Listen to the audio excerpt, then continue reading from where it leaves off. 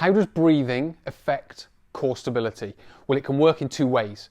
It can be detrimental, it can enhance performance. And that's what we're going to talk about in this tutorial. We're going to talk about how to breathe, how to perform core strength exercises, and then we'll start talking about how it can be used in sporting type settings.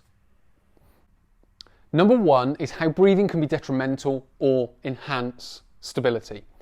Well, very simply, when you breathe out, you compress and tighten the abdominals. When you breathe in, there will be some degree of relaxation. So if we are breathing incorrectly and we are inhaling at the wrong time, we can start to relax and reduce our stability. If we can get the breathing right, we can compress and we can enhance that stability and even enhance core strength without getting any stronger. So what we first of all got to do is get our breathing correct. And that's what we're going to look at in part number 2, which is keeping tight throughout the whole breathing cycle. Now, I'm going to start in an isometric position.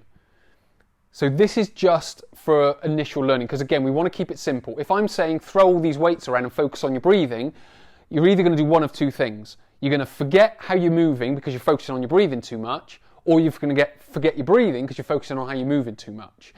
So what we've got to do is we've got to focus on the breathing first. So we can start that by just tightening the abdominals, going into a plank and breathing.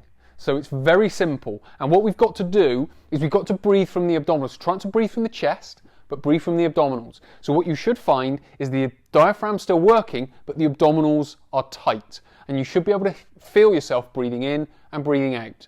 And you may well find that there's a mild relaxation, but mild tension, mild relaxation, mild tension. But essentially, we're trying to keep the tension on, but it might just reduce slightly. So we come into position, we go tight through the abdominals, but we still focus on the breathing.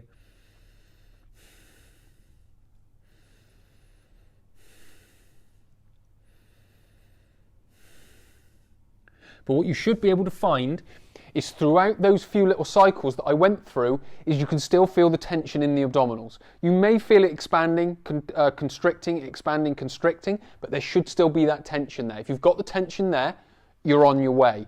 What we can then start to do is then start looking at adding in movement and why and how we can use breathing to enhance movement and performance. So number 3 is all about that enhancing of performance and how is that done in sport? Well, if we take the most obvious example, and that's tennis.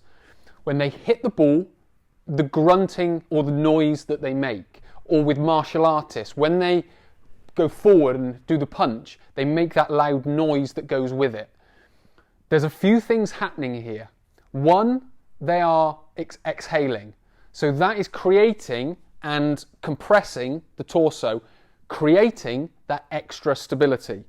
Number 2 is it's still maintaining stiffness throughout the torso.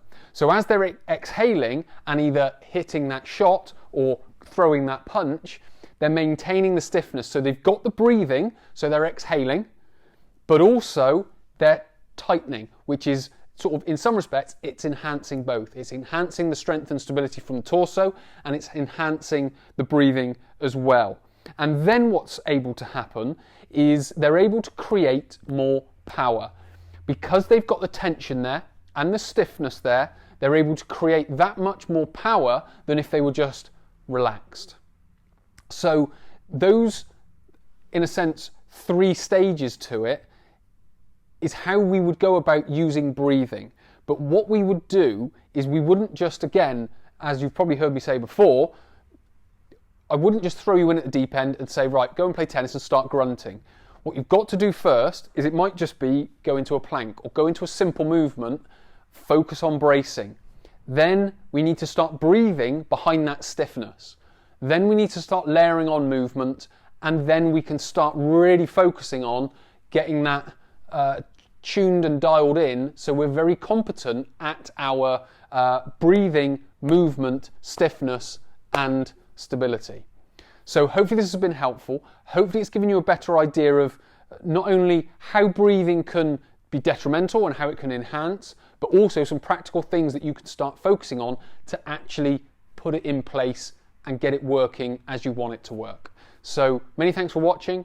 My name is Chris. I'll speak to you in the next tutorial.